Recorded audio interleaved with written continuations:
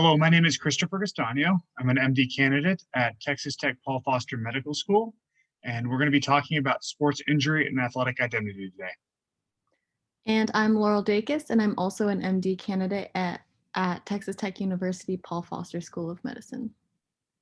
I'd like to thank our two PIs, Dr. Gonzalez, who's an assistant professor at Texas Tech University Health Science Center, as well as Dr. Weiss, who's an assistant professor, Department of Orthopedic Surgery at UTMB. We really appreciate your support in this project.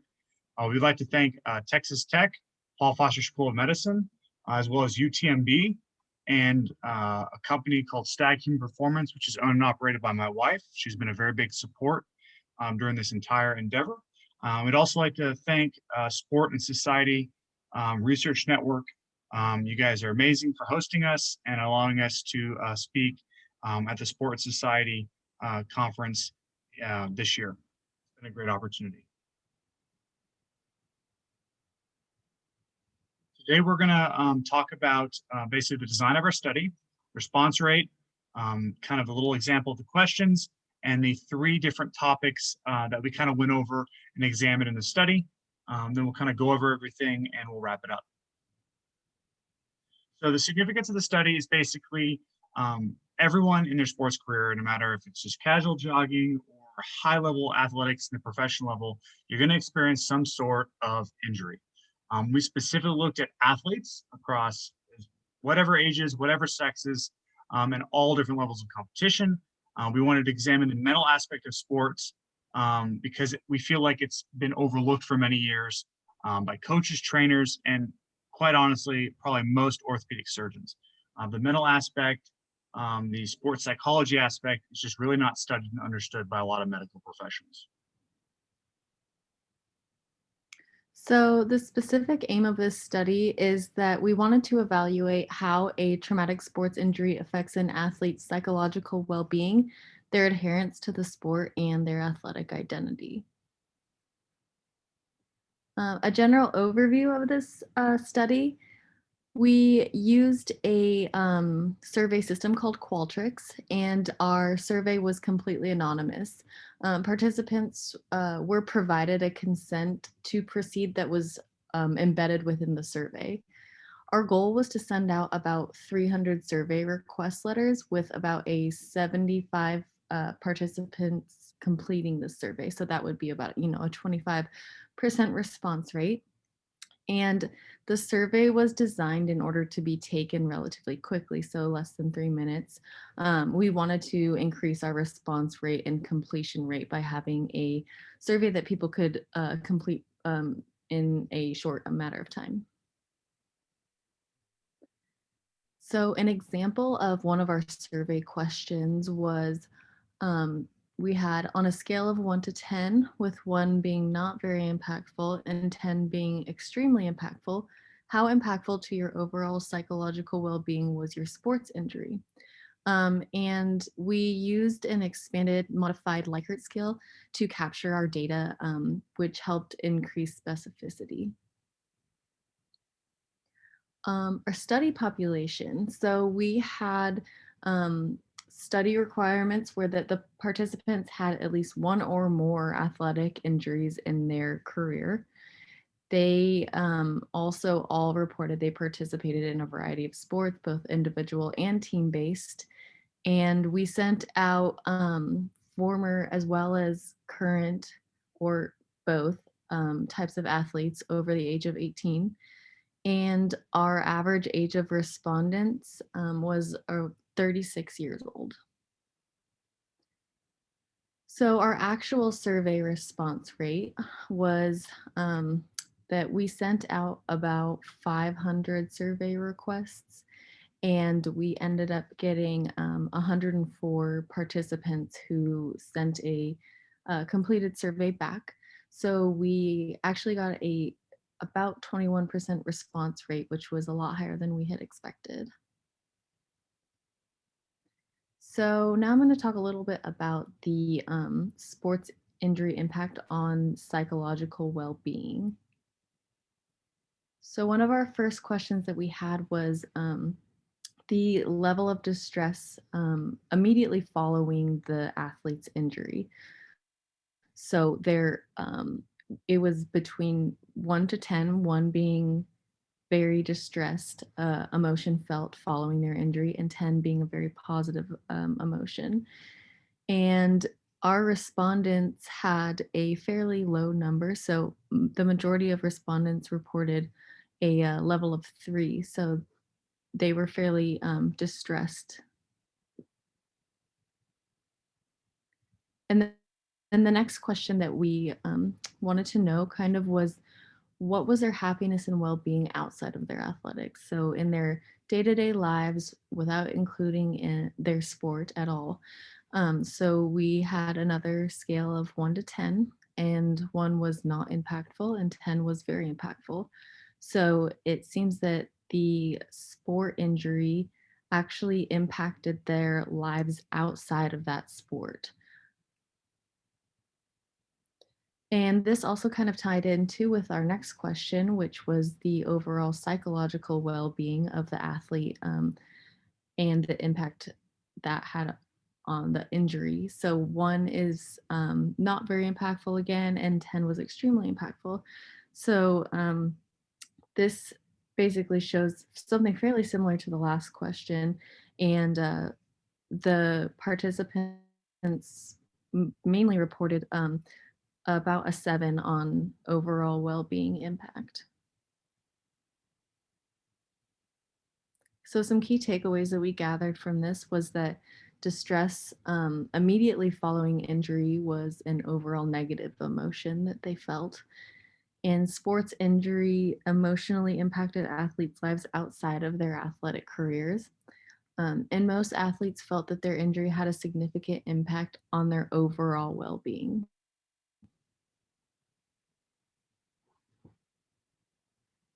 So now we're going to discuss how these injuries impacted the athlete's desire to continue playing their sport. And we're going to call that adherence to sport. So impact of injury on desire to continue their athletic careers at the time was mixed, and we thought this was kind of very surprising, but the impact was all over the board. So it really depended on the individual and how they responded to that injury. Now, we also wanted to take a look at how medical teams influenced the athletes post-injury, and if they felt supported, they did not feel supported. About 2/3 of the individuals in the survey felt like they were supported. So we thought that was a decent number, but obviously I think medical professionals can do better. Now we looked at how impactful were providers' desire on basically on the athlete to continue their sports. So we kind of combined the first two, and asked the participants if their support negatively or positively impacted their desire to move forward in their careers. And we found that the majority of people responded that it did actually impact their desire, or to move forward in their careers or stay in their sport. Not as much as we thought, a more moderate kind of level, but it did have some effect. So some key takeaways, injury all over the place, or desire to continue their sporting careers.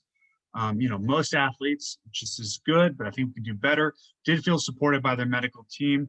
And the medical team's influence on the athletic careers was moderate, but it still did have some impact. Last, we looked at the sports injury impact on an athlete's identity, and specifically their athletic identity, and basically how they perceive themselves as an athlete within their community, within their family, and within their team. The impact of sports injury on core self-worth. So we started with core self-worth, and it wasn't as impactful as we thought, but it's still, decent. So it's about, midway down the line. So it has a moderate, impact. We thought it was going to be a little bit more, but it's about 50% impact there with a 4.56 score. So this slide, I kind of wanted to combine raw data as well as an elongated pie chart. Essentially, this top number here is the response percentage over the scale value. So this is the hard number here. So 1, 10, this is 5. So this is the middle of the road, and this is the most impact. On the bottom here, it's color coordinated to the actual response count. So how many individuals responded to that specific category.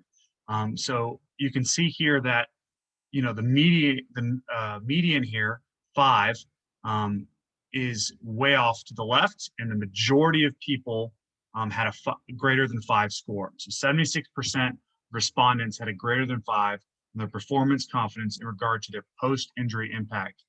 So this tells us that the injury itself had a pretty significant impact on individuals' confidence when performing in their whatever sport they are, the team sport, individual sport. Now, the opposite occurred when it came to the impact on the self-identification as athlete, which we're very surprised of. So here's kind of the median, 1, so lowest impact, highest impact. And we found that, between the 69% of respondents had a less than 5 on their athletic identity. So again, this is kind of elongated pie chart. You can see that the majority of the graph is between 1 and 5. So the impact was minimal. So key takeaway, the two things that were kind of minimally impacted from an athletic injury standpoint was their athletic identity and their core self-worth. So it wasn't as impacted as we actually thought it was going to be. However, the performance confidence did dramatically show a correlation, and there was an effect between athletes' confidence in performing their sport and their injury itself. So one of the questions we had was open-ended, and we asked the participants how their sports injury impacted their lives, but we wanted them to provide us with 3 words that they felt kind of described this injury.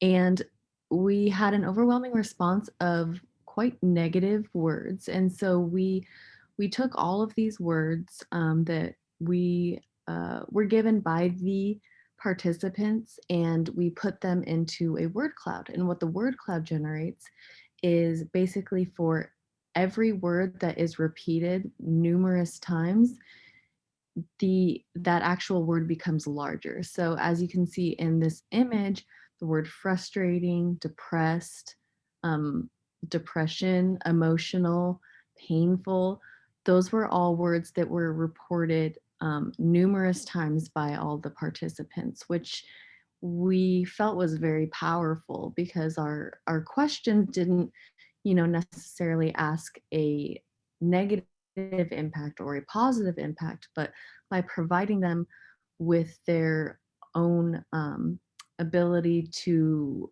do a self-report in a question like this, we gathered that it was a pretty negative emotional impact for the majority of the participants.